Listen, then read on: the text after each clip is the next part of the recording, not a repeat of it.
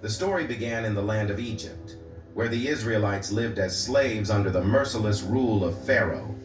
For generations, they toiled under the searing sun, building Pharaoh's cities with backs bent under the weight of their suffering.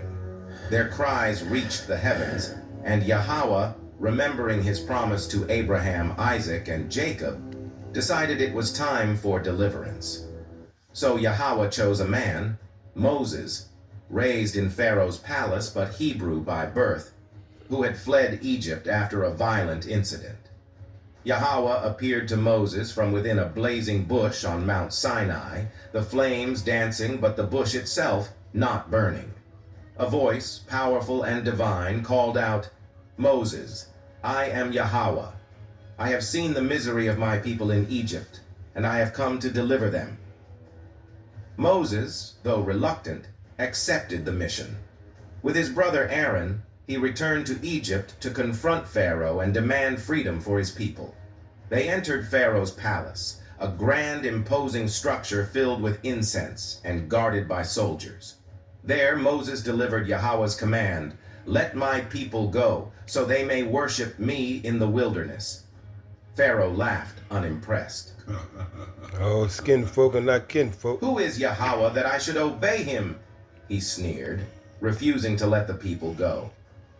Then Yahweh began to unleash plagues upon Egypt, each more terrible than the last. First, the waters of the Nile turned to blood, staining Egypt's life-giving river a dark crimson. Fish died and the stench filled the land. But Pharaoh hardened his heart, and the suffering continued. Frogs swarmed from every river and pond, filling homes and covering the land. Then came gnats, tiny and relentless, biting man and beast. Yet Pharaoh would not relent. The plagues grew worse. Flies swarmed, diseased livestock perished, boils broke out on people's skin, fiery hailstones rained down from the sky, locusts devoured crops, and darkness covered the land for 3 days, thick as a shroud.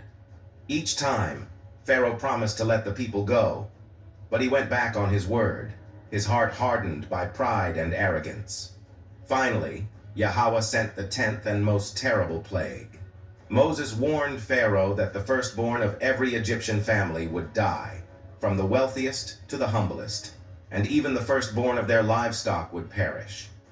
Yahweh instructed the Israelites to mark their doorposts with the blood of a lamb, a sign for the angel of death to pass over their homes.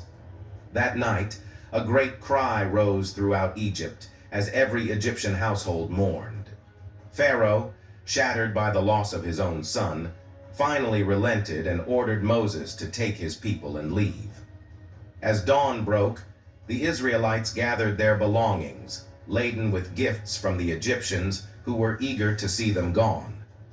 They set out into the wilderness, leaving behind the land of their captivity and stepping into the unknown with hearts pounding with hope and fear.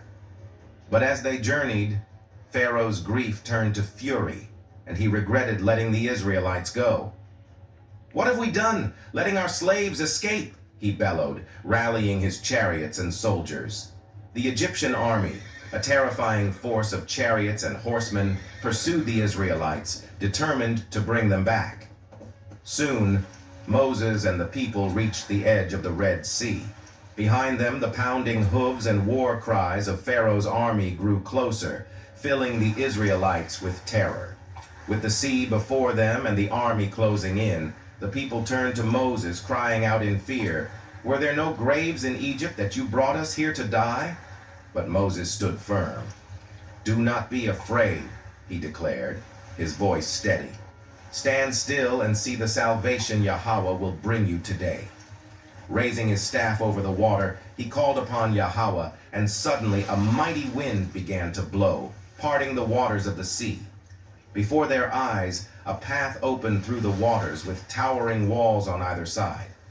The people stared in astonishment, their fear transforming into awe. Moses led the way, and the Israelites stepped onto the seabed, walking through the watery canyon in awe and trepidation. Children clutched their parents' hands, their eyes wide as they passed through the surreal corridor. They moved quickly, glancing back to see the Egyptians still in pursuit, the sounds of chariots echoing louder. As the last Israelite stepped onto the far shore, Moses raised his staff one final time. With a roar, the walls of water collapsed, crashing down upon the Egyptian army. The chariots were swept away, horses and soldiers lost in the powerful rushing water. The sea returned to its place, calm and unbroken, leaving no trace of the Egyptian forces. The Israelites watched in stunned silence, realizing the magnitude of their deliverance. The sounds of Pharaoh's army were gone, replaced by the gentle lapping of waves. Then a cheer went up, a cry of victory, of joy, and of newfound freedom. If you enjoyed this story, please subscribe, share, like, and comment. Thank you, and see you soon.